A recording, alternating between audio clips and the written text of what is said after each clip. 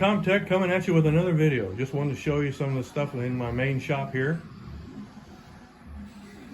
I collect 6 scale and quarter scale arcades. This is some of my storage underneath there. We all need that. Thank goodness I have a place to store the boxes, because that would be that would take up a lot of space. And then here's some of my 1/6 scale, and on the other side of the shop here, I've got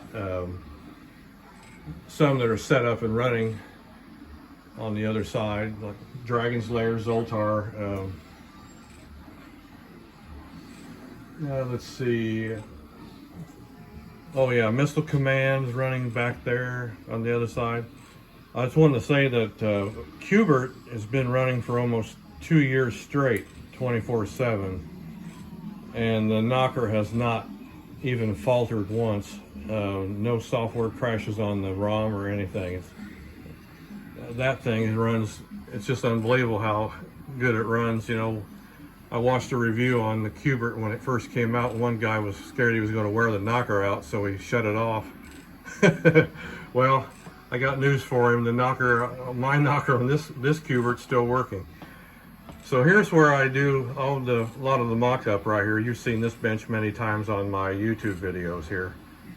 I do visual, so I take pictures of stuff, and so I can visualize maybe a new concept. And then this is the prototype Zoltar here, where I find out where all the inputs were and where the voltages were. So when we did the lighting and the ticket reverse and that kind of stuff, that all has to be mapped out. And then my digital voltmeter here definitely was the piece to do all that, to test all that and find out where all the voltages were and find out what kind of MOSFETs we were dealing with. We're dealing with N channel here because we're on the negative side, so we're switching on the negative side.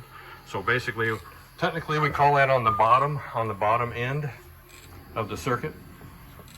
And then here's the little prop, the little Dollar Tree. I was just using this for an example to show what if you want to trip Zoltar with a photocell, or just have fun with Zoltar tripping, you know, turning him on different modes, whether the track mode or the full mode.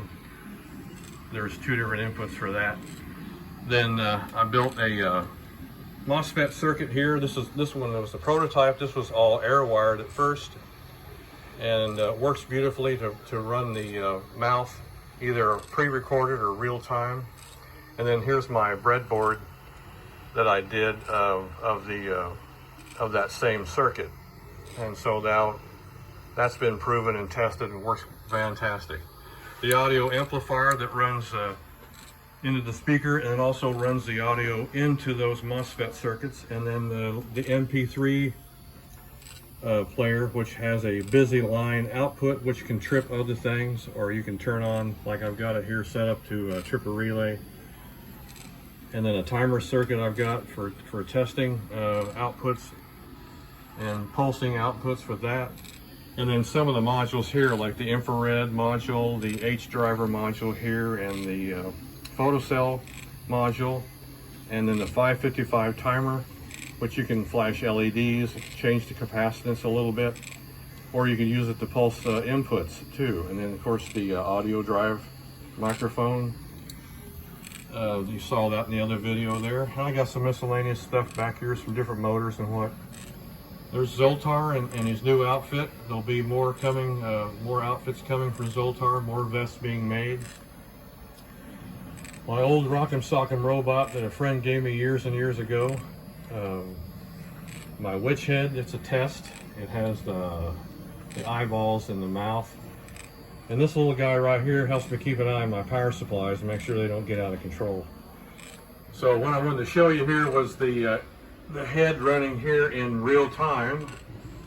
And I just wanted to say thank you for all the YouTube subscribers that have subscribed to me.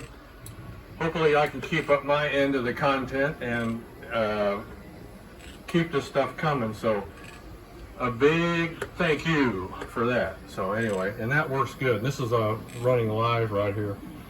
So to show you how that works, I've got my old trusty Radio Shack Archer mini amplifier. That's it's acting as a preamp right now. It's running into that main amplifier, and then it runs to the speaker, and then the output drives right onto the MOSFET circuit, which powers this guy. So that's how it works.